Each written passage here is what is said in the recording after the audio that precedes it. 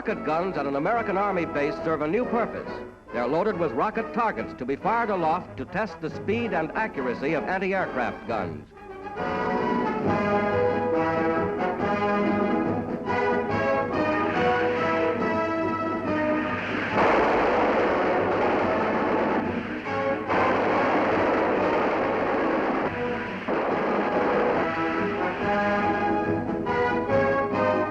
Set to hurtle through space at more than 450 miles an hour, the rocket targets travel at speeds greater than the fastest aircraft.